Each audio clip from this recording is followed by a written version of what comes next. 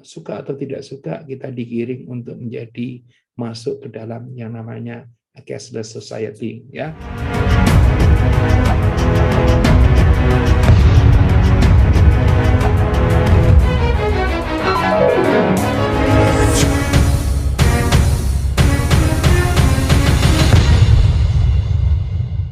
Halo, saya Handoko Wignowargo dari Maestro Consulting, Coaching, dan Communicating untuk Anda semua dalam Serajum Live.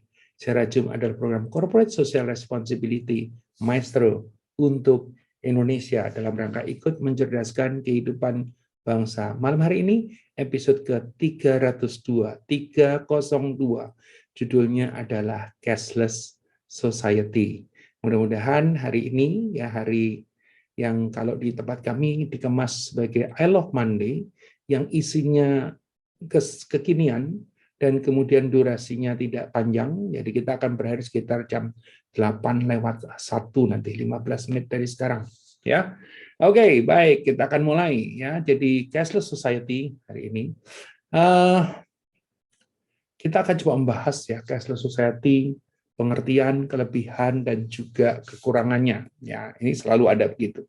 Ya, apa sih disebut dengan cashless society? Cashless society adalah suatu istilah yang menggambarkan suatu kehidupan masyarakat atau sosial yang lebih menggunakan uang elektronik. Nah, pertanyaan saya kepada Anda, ya, saya sendiri terus terang sejujur-jujurnya, ya, itu sudah tidak, hampir bilang nggak pernah pakai uang kertas atau uang logam gitu ya, terutama setelah pandemi. Kenapa setelah pandemi ada rasa ada rasa takut ya bahwa uang tadi mengandung virus ya. Ini memang saya rada-rada fobia juga ya terhadap seperti itu. Tapi sebetulnya yang seperti itu artinya yang cashless society dia harus berarti orang-orangnya fobia semua. Tapi sehari gini ya, jadi kalau kita melihat secara berurutan aja ya, sebetulnya sebelum pandemi itu dengan adanya digitalisasi dan sebagainya, itu sebetulnya upaya-upaya untuk menuju cashless society itu sudah dimunculkan ya.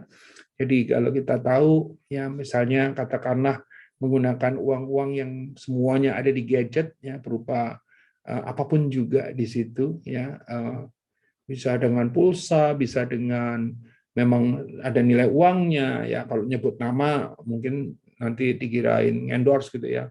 Anda bisa punya GoPay, Anda bisa punya ShopeePay, Anda punya apapun juga yang PPP, atau juga kalau dari bank-bank yang biasa kami layani itu ya, dengan BCA, dengan apapun juga, itu semuanya bisa memungkinkan kita untuk cashless. Tetapi pada saat itu, meskipun oke lah ya, kalau saya bilang terhadap diri saya sendiri gitu ya, saat itu mungkin kurang dari 50% saya pakai, ya mungkin katakanlah sekitar 40-an% gitu ya, masih menggunakan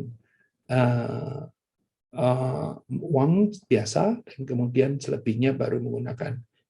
Tapi apa yang terjadi? Ya, apa yang terjadi setelah pandemi dari pengalaman saya pribadi, dari tadi itu yang namanya 40 atau 40% barangkali, terus meningkat menjadi 90-95%. Ya.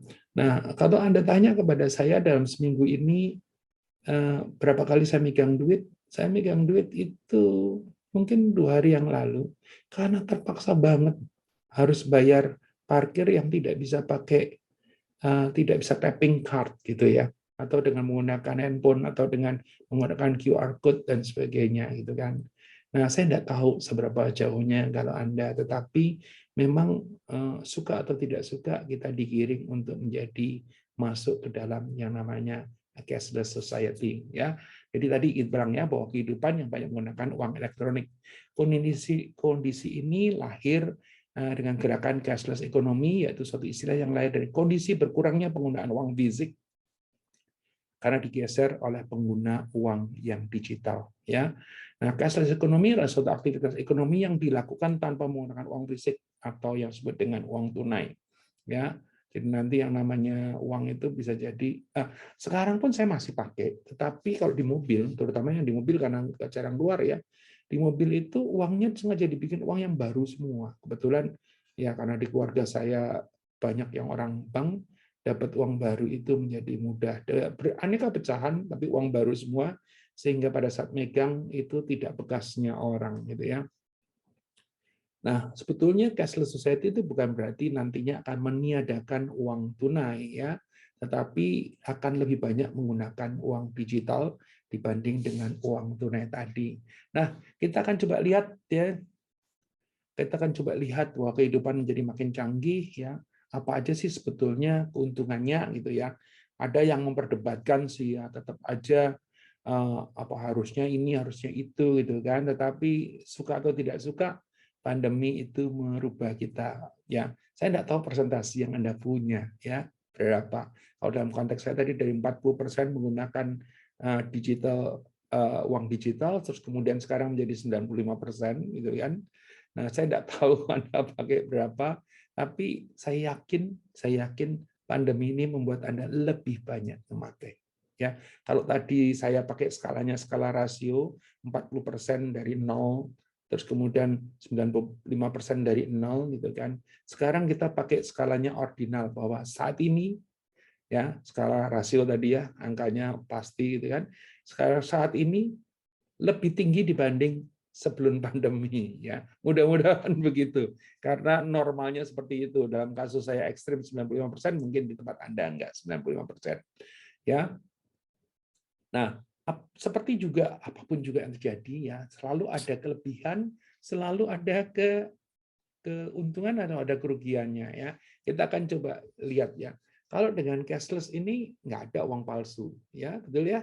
Nggak ada yang uang palsu ya. Yang ada kan semuanya ada di kartu kita atau ada di handphone kita atau ada di perangkat yang lain, tetapi nggak ada pemalsuan ya. Terus apa lagi ya? Nggak perlu lagi membawa uang ya. Nggak perlu lagi membawa uang dalam jumlah yang banyak. Tapi bukan berarti nggak punya uang nggak bisa ya, karena kalau kita nggak punya saldo ya tetap aja nggak bisa transaksi. Tapi paling nggak bahwa kita nggak perlu kemana-mana bawa uang ya, dan seperti kita tahu ya, di hampir semua ada di gadget kita ya, ada di perangkat, di gawai handphone kita untuk itu, atau kalau masih ada yang menggunakan kartu barangkali ya. Nah sekarang kalau Anda tahu bahwa kartu pun kalau Anda masih pergi ke tol dan sebagainya dipermudah kalau pakai kartu dibanding yang tidak pakai kartu, meskipun dalam banyak kasus kita sudah tahu ya, dan mungkin banyak video yang beredar bahwa orang-orang yang di depan kita suka lalai ya, tidak menyiapkan kartunya sehingga terus kemudian menutupi jalan kita, dan kadang-kadang terpaksa kita harus minjemin, dan bahkan kadang-kadang mungkin ada unsur kesengajaan, mungkin saja, tapi saya tidak mau bercuriga kepada orang ya. Jadi apalagi ya katanya sih dengan cashless tadi menghindari hal-hal yang sifatnya perampokan atau pencopetan dan sebagainya ya. Jadi masalah kalau yang dicopet adalah gadgetnya, oke, itu ya itu yang paling buruk ya. Terus apalagi transaksi menjadi lebih cepat dan mudah. Kalau ini rasanya ya apa namanya, kita semua akan merasakan bahwa dengan adanya cashless, dengan menggunakan tertentu apakah berupa kartu atau berupa gawai kita gitu ya, itu transaksi menjadi lebih mudah dan cepat. Lebih mudah dan cepat ini mesti ditambah satu lagi, yaitu lebih murah. Kenapa lebih murah?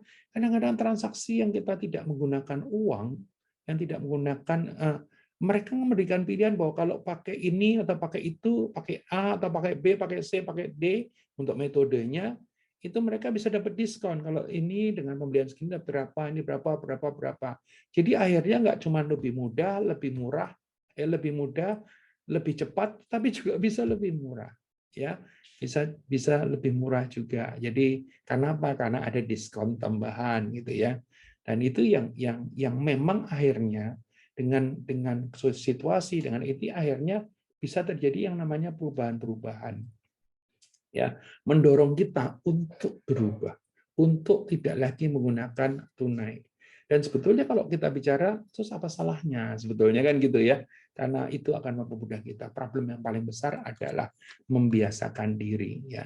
Kenapa kok tadinya saya cuma punya 40% menggunakan yang cashless, sementara 60% masih menggunakan cash gitu kan? Karena belum terbiasa saja ya. Mungkin saldonya kurang atau saldonya tidak diisi ya, baik kartunya maupun gadgetnya gitu kan, atau saya belum install aplikasi tertentu misalnya gitu ya. Ya, tapi hari gini mosok sih ada yang masih belum install ini, belum install itu. Ya tentu saja kalau handphonenya mau jadul ya kita buru-buru install, ya nggak bisa. Baik, teman-teman semua, kita lihat tadi kan kita bicara soal transaksi lebih mudah dan lebih cepat ya. Kalau dari sisi regulator dia akan lebih mudah pengendalian jumlah uang yang beredar tentu saja ya. Nah, yang nomor berikutnya yang mungkin tadi saya sudah singgung adalah banyak promo yang menarik. Kita tahu ya bahwa nama-nama yang mengoperasikan ya mekanisme cashless itu dia berusaha agar supaya orang menggunakan jasa mereka dengan bekerja sama dengan para vendor-vendor, sehingga akhirnya muncul banyak sekali promo. Nah, menjadi pertanyaan adalah kalau banyak promo gitu kan, apa suatu hari akan berhenti? Jawabannya adalah tidak. Kenapa tidak? Karena orang akan terus bersaing agar supaya produk mereka ya tadi produk mereka apapun juga namanya, saya nggak perlu nyebut nama, itu yang dipakai. Oleh karena itu mereka akan berusaha mencari cara bagaimana agar supaya Anda menggunakan jasa atau produk mereka. Nah, itu kalau kita bicara itu ya, kita bicara soal keunggulannya. Bagaimana dengan urusan ketidakunggulannya ya? Katanya nih, kalau nggak pakai duit, itu duitnya cepat habis. Ya, katanya ini jadi masalah di pengendalian diri. Bisakah kita mengendalikan diri gitu kan? Saya jadi ingat putri saya yang waktu pulang ke Indonesia karena dia harus nggak boleh kemana. Awalnya waktu karantina ya cerita, ditanya kan selama karantina ngapain aja gitu. Paling banyak adalah belanja online. Yang dibeliin barang murah-murah sekali gitu kan, yang aduh receh-receh banget gitu kan. Tapi banyak gitu kan. Jadi akhirnya uang yang ada di saldonya dia menjadi cepat habis. Kenapa cepat habis? Ya karena dipakai buat beli barang murah-murah, terus kemudian free ongkir gitu kan. Karena dia sempat 22 bulan di Australia nggak pulang-pulang, terus kemudian kan selama 22 bulan nggak pulang itu kan apa namanya, online shop Indonesia juga mengalami perkembangan yang signifikan gitu kan. Terus kemudian kerjanya seperti itu. Nah, itu menghabiskan uang tentu saja ya. Karena semuanya ada di tangan kita dan mudah sekali ya. Memang ada juga ke ketidakenakan lain adalah dengan cashless nih tetap masih ada pembatasan nominal dalam bertransaksi gitu ya.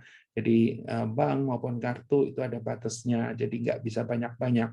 Kalau banyak mesti menggunakan metode yang lain ya. Apalagi yang saya ini ya, konon kabarnya itu bisa kena serangan cyber ya, ini mudah-mudahan sekarang para pengoperasi itu melindungi dengan baik sehingga tidak sampai merugikan ya. Terus kemudian yang menjadi kendala adalah tidak semua orang juga memiliki pemahaman dalam menggunakan sistem cashless. Ya, jadi ya, ini terjadi kalau Anda adalah vendor ya. Jadi calon customer Anda terus kemudian dia tidak tahu cara menggunakannya. Nah, ini menjadi repot ya. Atau kalau Anda jadi consumer juga begitu. Kita pengen beli sesuatu kepada orang lain, terus kemudian orang lain tadi bilang nggak ada, hanya bisa tunai gitu. Adakah yang seperti itu? Ada, gitu kan. Tetapi kalau menurut saya ini cuma masalah waktu ya. Kalau saya ingat zaman dulu sekali itu ya, zaman dulu sekali itu yang namanya tukang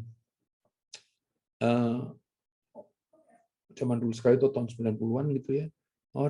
Banyak orang ngomong bahwa di Hong Kong tuh tukang sayur aja punya handphone gitu kan. Saya masih ingat tuh pulang dari US jadi MBA, terus kemudian beli handphone itu barang mahalnya setengah mati gitu ya. Sementara di isunya di luaran itu tukang sayur aja bawa handphone di Hong Kong gitu ya. Itu pikiran, ayo gimana sih gitu kan. Tapi apa yang terjadi ya? Sekarang tukang sayur bawa handphone kan. Ya, kita kalau mau pesan sayur tinggal WA, nanti dia mampir ke rumah gitu. Kalau masih boleh keliling di perumahan. Ya, rasanya nanti semua juga akan menjadi cashless. Ya, mereka akan bisa transaksi. Sekarang tukang sayur transaksi dengan kita itu transfer itu kan gampang sekali karena yang dibutuhkan dia cuma buka akun ya. Nah, yang dibutuhkan, nah kalau akun kita sama berarti nggak ada biaya untuk transfer.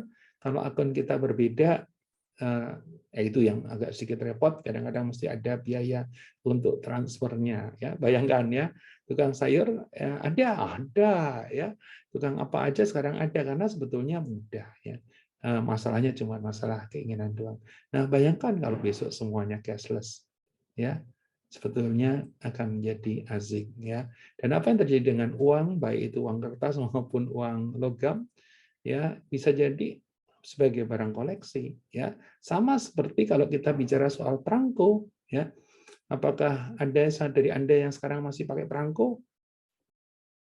Kalaupun ada yang pakai pos, posnya nggak pakai perangko, ya akan dicetak di kantor pos langsung. Ya, tapi saya lagi mencari-cari nih. Saya punya beberapa album perangko dari tahun zaman saya SD dan SMP. Ya, kalau ketemu itu menjadi barang yang berharga. Sampai hari ini belum ketemu sayangnya. Ya. Nah, apalagi yang menjadi kekurangannya ya? Memang saat ini yang masih agak jadi masalah adalah bahwa ada beberapa penerbit atau ada beberapa operator yang masih menerapkan biaya admin ya. Dengan biaya admin ini memang jadi akhirnya ada pengeluaran tambahan, tapi rasanya ya dengan nanti semua orang sudah menjadi makin memakai, biaya admin ini akan dengan demikian akan hilang. Nah, teman-teman semua, seperti janji saya, acara di hari Senin, I Love Monday, hanya akan berlangsung 15 menit. Tadi saya mulai adalah jam 9, jam 7.47, dan sekarang persis jam 8.02. Saya Handoko Wisnuwargo, ya, dari Maestro Consulting Coaching dan Communicating untuk Anda semua dalam I Love Monday, edisi 302 Cashless Society. Bagi Anda yang ketinggalan atau pengen nonton ini atau pengen bagian kepada pihak lain, ya silahkan lihat di YouTube Handoko Maestro. Jangan lupa subscribe ya. Di YouTube Handoko Maestro, jangan lupa subscribe. Kenapa? Karena di dalamnya Anda banyak sekali mendapatkan materi-materi edukasi, ya, free of charge, gratis, ya. Satu lagi yang saya usulkan kepada Anda untuk subscribe adalah kanal YouTube Maestro Channels, di mana Anda akan mendapatkan banyak inspirasi. Salam.